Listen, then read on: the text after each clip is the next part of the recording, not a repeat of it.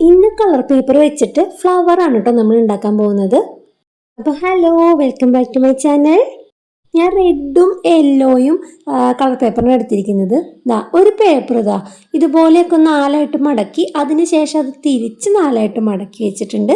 പിന്നെ നമുക്ക് ചെറിയൊരു കട്ടിയുള്ള, അതായത് മറ്റേ കാർഡ്ബോർഡ് തന്നെ വേണമെന്നില്ല, കുറച്ച് കട്ടിയുള്ളൊരു പേപ്പർ എടുക്കുക. എന്നിട്ട് ചാർട്ട് പേപ്പർ മതി കേട്ടോ. അപ്പോൾ അതിന് ഇതുപോലെ ഒരു ഷേപ്പ് കട്ട് ചെയ്തെടുക്കുക കേട്ടോ. എന്നിട്ട് അത് വെച്ച് വരച്ചിട്ടാണ് നമ്മൾ ആ A4 ഷീറ്റ് കട്ട് ചെയ്യണത്. അത് ഫുള്ളിൽ കട്ട് ചെയ്യാൻ പറ്റില്ല, അതുകൊണ്ട് നമ്മൾ രണ്ടാക്കി വെച്ചിട്ട് രണ്ടിലും വരച്ചിട്ടാണ് കട്ട് ചെയ്തെടുക്കണേ കേട്ടോ. ഇനി നമ്മളത് ഉണ്ടാക്കുന്നത്, നമ്മൾ റോസ് ഉണ്ടാക്കില്ലേ, ആ ഒരു രീതിയിലാണ് കേട്ടോ. ഗ്ലാസ്സിൽ വെച്ചിങ്ങനെ മടക്കിയിട്ട് പശ തേച്ച് അതിൻ്റെ ചുറ്റൊട്ടിക്കുക. പിന്നെ ആ ഗ്യാപ്പ് വരുന്ന ഭാഗം കണ്ടോ, അവിടെ ആയിരിക്കണം കേട്ടോ അടുത്ത പെറ്റിലൊട്ടിക്കേണ്ടത്. അത് കഴിഞ്ഞാൽ അപ്പുറത്തൊരു ഗ്യാപ്പ് വരുന്ന സ്ഥലം നോക്കുക, അവിടെ ഒട്ടിക്കുക.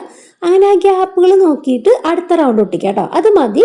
ആ 2 റൗണ്ട് ഒട്ടിച്ച് കഴിഞ്ഞ് നമുക്ക് എടുക്കാം കേട്ടോ. ഇപ്പം ഈ ഒരു ഷേപ്പിലാണ് നമുക്ക് ആ പൂ കിട്ടിയിരിക്കുന്നത്. ഇനി യെല്ലോയും കൂടി നമുക്ക് ഉണ്ടാക്കാം കേട്ടോ. ഒരൊറ്റ കളർ പേപ്പർ എടുത്തിട്ടുള്ളൂ. ആ ഒരൊറ്റ കളർ പേപ്പർ കൊണ്ടാണ് നമ്മൾ ഈ പൂ ഉണ്ടാക്കിയേക്കുന്നത്. അതായത് റെഡ് ഒരു പേപ്പർ, യെല്ലോ ഒരു പേപ്പർ, അങ്ങനെ കേട്ടോ. ഇനി നമ്മൾ പൂ ഉണ്ടാക്കിയ അതേ ഗ്ലാസ് വെച്ചിട്ട് 2 റൗണ്ട് വരച്ച് കൊടുത്ത് കുറച്ച് കട്ടി പേപ്പറിൽ വരച്ച് കൊടുത്തിട്ട് കട്ട് ചെയ്തെടുത്തിരിക്കുക കേട്ടോ. പിന്നെ അതൊരു ഗ്രീൻ പേപ്പറിലേക്ക് നമ്മൾ ഒട്ടിച്ചെടുക്കുകയാണ്. അതിൻ്റെ മറുവശം ഇതേപോലെ പശ തേച്ചിട്ട് ആ പേപ്പറിലേക്ക് ഒട്ടിക്കുക. എന്നിട്ട് നമ്മൾ ആ പേപ്പർ കട്ട് ചെയ്തെടുക്കുക കേട്ടോ. ഈ ഒരു മെത്തേഡാണ് നമുക്ക് എളുപ്പം ആ ഒരു റൗണ്ട് കട്ട് ചെയ്യാനായിട്ട് പറ്റുന്നത്. കാരണം നമ്മൾ കട്ട് ചെയ്തേക്കുന്ന ആ റൗണ്ടിന് കറക്റ്റായിട്ട് റൗണ്ട് കട്ട് ചെയ്യണമെങ്കിൽ ഈ ഒരു രീതിയിൽ കട്ട് ചെയ്യുന്നതായിരിക്കും നല്ലത്. നമ്മൾ സെപ്പറേറ്റ് കട്ട് ചെയ്ത് കഴിഞ്ഞാൽ എവിടെയെങ്കിലുമൊക്കെ ഒന്ന് വ്യത്യാസം ഉണ്ടാവും. ഇനി ഒരു പേപ്പർ റോളാണ് കേട്ടോ ഉണ്ടാക്കിയെടുക്കുന്നത്.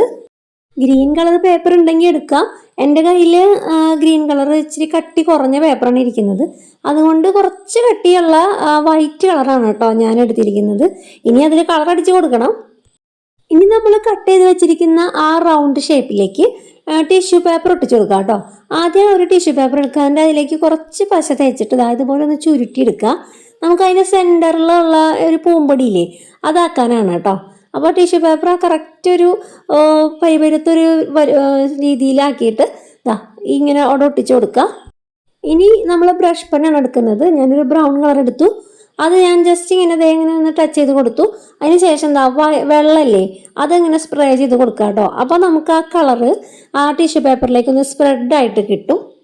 പിന്നെ നമ്മൾ അതിന് ചുറ്റും ഇതേപോലെ പശ തേച്ച് കൊടുത്തിട്ട് ആ പൂവ് എടുത്ത് ഒട്ടിച്ചു കൊടുക്കുകയാണ് കേട്ടോ. ഇനി റെഡ് പൂവിന് വേണ്ടിയിട്ട് ടിഷ്യൂ പേപ്പർ അതേപോലെ തന്നെ വെച്ച് കൊടുത്തു. ഇനി മഞ്ഞയാണ് ഉപയോഗിക്കുന്നത്. പിന്നെ നമ്മൾ ഓറഞ്ചില്ലേ, ഓറഞ്ച് കളറും കൂടി കുറച്ച് അടിച്ചു കൊടുത്തിട്ടുണ്ട് കേട്ടോ. എന്നിട്ട് നമ്മൾ അതേപോലെ വെള്ളം അടിച്ചു കൊടുത്തു. അപ്പോൾ ഒരു യെല്ലോയും ഓറഞ്ചും മിക്സ് ആയിട്ടൊരു കളർ കിട്ടും. അത് റെഡ് പൂവിൻ്റെ ഉള്ളിൽ വെച്ച് കൊടുത്തു കേട്ടോ. ഞാൻ പിന്നെ ബ്രഷ് പെൻ ഉപയോഗിച്ചിട്ടാണ് ഈ തണ്ട് കളർ ചെയ്യുന്നത്. കാരണം മറ്റേ പെയിന്റ് ഉപയോഗിച്ച് കഴിഞ്ഞാൽ അത് ഉണങ്ങാൻ താമസം എടുക്കും. അപ്പോൾ അത് വെയിറ്റ് ചെയ്യാൻ എനിക്ക് സമയമില്ലാത്ത കാരണമാണ് ഞാൻ ഈ രീതി ചെയ്യുന്നത്. പെയിന്റ് വെച്ച് കളർ ചെയ്യുന്നതായിരിക്കും നല്ലത്. അല്ലെങ്കിൽ ബ്രഷ് പെൻ വെച്ചിട്ടാണെങ്കിൽ കുറച്ചും കൂടി ഫില്ലാക്കുക. ഞാനത് ഫില്ലാക്കിയിട്ടില്ല. കാരണം ഞാനതൊക്കെ ഒരു സമയം കയ്യിൽ പിടിച്ചിട്ടാണ് ഈ വർക്കൊക്കെ ചെയ്യുന്നത്. പെട്ടെന്ന് തീർക്കേണ്ടതുണ്ട്. ഇനി ഗ്രീൻ കളർ പേപ്പറിൽ ഇതുപോലെ നീളത്തിൽ 2 ലീഫ് കട്ട് ചെയ്തെടുത്തിട്ടുണ്ട് കേട്ടോ. എന്നിട്ട് അത് നമ്മൾ 2 ഒട്ടിച്ചു കൊടുക്കുക. അപ്പൊ നമ്മുടെ പൂക്കൾ ഇവിടെ റെഡി ആയിട്ടോ. നിങ്ങൾക്ക് ഇതിൽ ഏത് പൂവാ ഇഷ്ടമായത്? റെഡ് ആണോ യെല്ലോ ആണോ? ഒന്ന് കമന്റ് ചെയ്ത് അറിയിക്കട്ടോ. അപ്പൊ നിങ്ങൾക്ക് ഇഷ്ടപ്പെട്ടെങ്കിൽ അത് ഇപ്പൊ തന്നെ ഒരു ലൈക്ക് അടിക്കണേ. പിന്നെ സബ്സ്ക്രൈബ് ചെയ്യാത്തൊരു സബ്സ്ക്രൈബ് ചെയ്ത് സപ്പോർട്ട് ചെയ്യുക. ക്രാഫ്റ്റ് ഇഷ്ടപ്പെടുന്നവർക്ക് ഒന്ന് ഷെയർ ചെയ്ത് സപ്പോർട്ട് ചെയ്യണം കേട്ടോ. അപ്പൊ നമുക്ക് അടുത്ത വീഡിയോയിൽ കാണാം. ബൈ.